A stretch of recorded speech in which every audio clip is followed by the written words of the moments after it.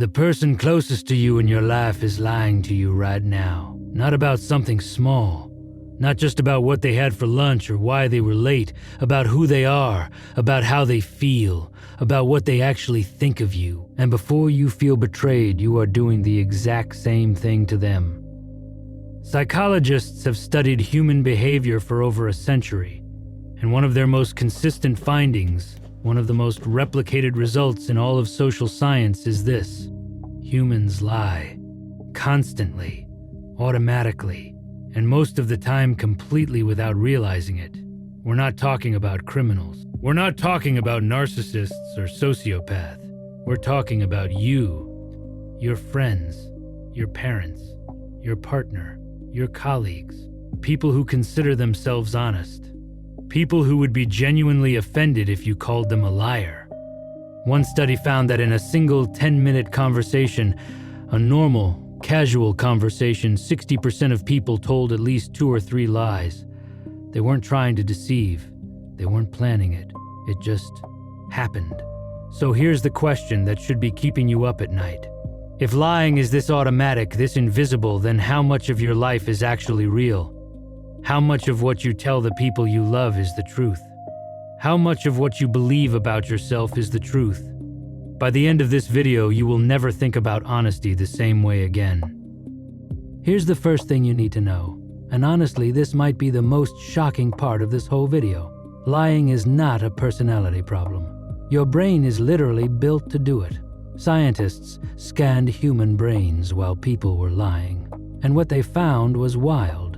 The brain didn't just light up in one place. It went active everywhere at once. The part that makes decisions firing. The part that controls your emotions firing. Memory, social awareness, all of it running at the same time. Think about that for a second. Lying is one of the hardest things your brain ever does. Harder than solving math. Harder than playing chess. Because to lie well, your brain has to do all of this at once. Know the truth. Hide it. Build a different story. Keep that story going. Watch the other person's face.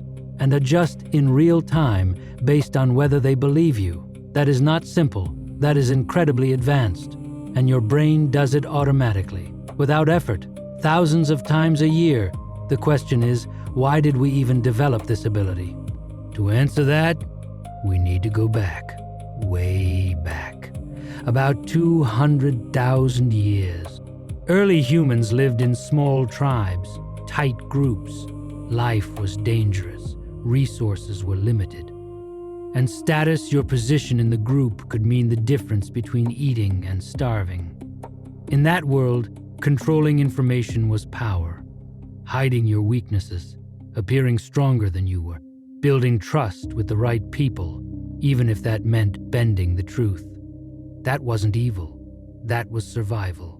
A researcher named Franz de Waal spent decades studying chimpanzees, our closest animal relatives, and he found something fascinating.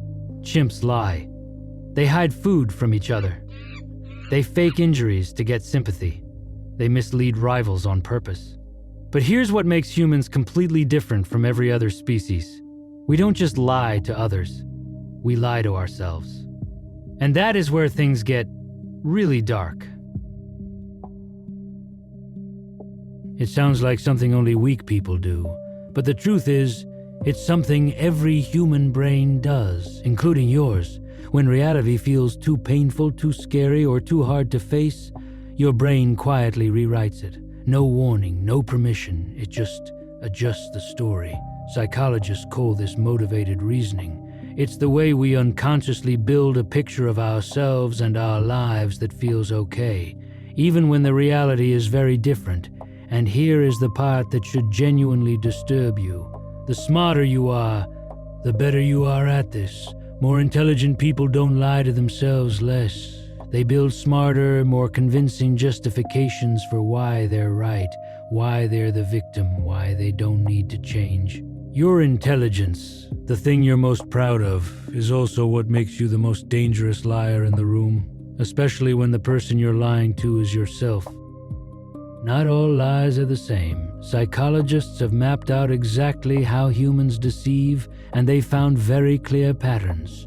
You will recognize yourself in every single one of these. I'm fine, thanks. Of course, no problem at all. You look great.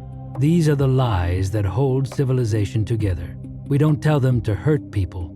We tell them to keep things moving, to avoid making every single conversation heavy and complicated. Imagine if every time someone asked how you were, you actually told them everything. Imagine if you could only give a compliment when you 100% meant it. Society would fall apart within a week. The social lie isn't about deception. It's about survival in groups. Your brain learned this so early, so completely, that these lies don't even feel like lies anymore. They feel like just words that come out. This one is harder because it comes from a good place. The parent who doesn't tell their child how serious things really are. The friend who stays quiet about what people say behind your back. The partner who hides how scared they are because they don't want you to panic. These lies feel kind. They feel like the right thing to do. But research shows something uncomfortable. People who get lied to even out of love almost always feel more betrayed when they find out than they would have felt just hearing the truth. Because a protective lie doesn't just hide information. It takes away your chance to prepare, to choose, to be treated like an adult. It says, I love you, but I don't trust you with reality, and that a no matter how well-intentioned is still a form of control. I was stuck in traffic. My phone died. I didn't see your message until just now. These are the lies we tell to protect our image, to avoid getting in trouble, to look better than we are. Think about the last time a cashier gave you too much change. That little pause, that quiet voice in your head saying, just keep it. Most people do, but here's the strange part. Almost nobody steals a lot. Almost nobody empties the register. We take a little, just enough to benefit, never enough to feel like a thief. We round up the hours we worked. We take the pens home from the office. We tell the small lie that makes us look a little better. And every single time, we tell ourselves the same thing. This doesn't count. I'm still a good person. That's the trick. We don't break the rules, we bend them. Just slightly. Just enough that we can still look in the mirror.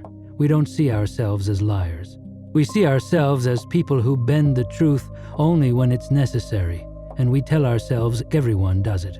And that is also a lie. But this next type, this is the one that does the most damage. I'll start tomorrow. I'm not that bad, look at other people. Things will get better on their own. I don't actually care what they think. These aren't lies you tell other people. These are lies you live inside. Stories you repeat to yourself every single day so you never have to change. So you never have to face the thing that scares you. And the scary part is, they work. They work so well that years can pass. Entire decades, while you live inside a version of yourself that has almost nothing to do with who you really are. The most dangerous prison is the one you build out of your own lies. And the saddest part? You're holding the key. You just forgot you put it there. Now here's something almost nobody realizes about lying. The more you do it, the easier it gets. Think about the very first time you told a real lie. Your heart raced. Your hands felt warm. There was this uncomfortable feeling in your chest, like a small alarm going off inside you. That alarm is your conscience, doing its job. But lie a second time and the alarm is a little quieter. Lie again, quieter still. Keep going and eventually you barely feel anything at all. This is how it happens. Not in one big dramatic moment, but across hundreds of tiny ones, each one a little easier than the last. Good people don't become liars overnight. They get there one small, silent step at a time. And there's another reason we can't stop. Every single day, the world asks you to perform. Be confident even when you're terrified.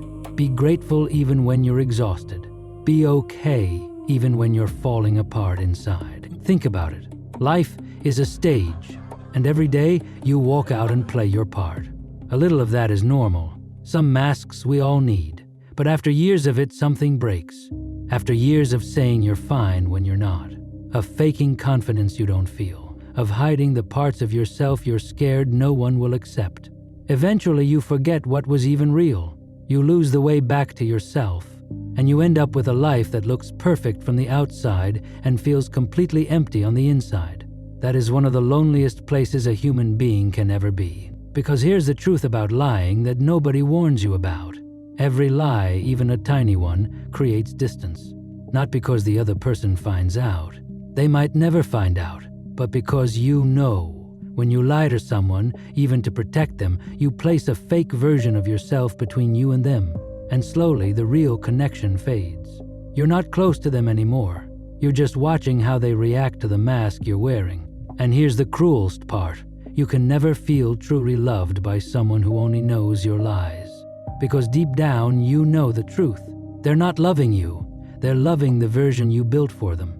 And that gap between who you really are and who they think you are, that's exactly where loneliness lives. Now imagine this. Imagine you decided for just 10 weeks to stop lying completely. No lies at all. Not even the small, polite ones. It sounds terrifying, right? But people who actually try this notice something strange. They feel lighter, less stressed, less anxious. Their relationships get deeper, more honest, more real. And the strangest part, their bodies feel better too. Fewer headaches, less tension, like a weight they didn't even know they were carrying finally lifted. Because your body doesn't know the difference between what's real and what's performed. It carries the weight of every lie, quietly, but without exception. So here we are, you lie. Your brain was built to lie. The world trained you to lie. Every lie makes the next one easier. And slowly, it costs you your relationships, your peace, and your sense of who you really are. So what do we do with that? I'm not going to tell you to never lie again. That's not realistic. Some lies are kindness. Some are protection. Some are just how people live together. But most of the lies that actually hurt you aren't protecting anyone. They're protecting you from something uncomfortable, from an image you're scared to lose, from a truth you're not ready to face.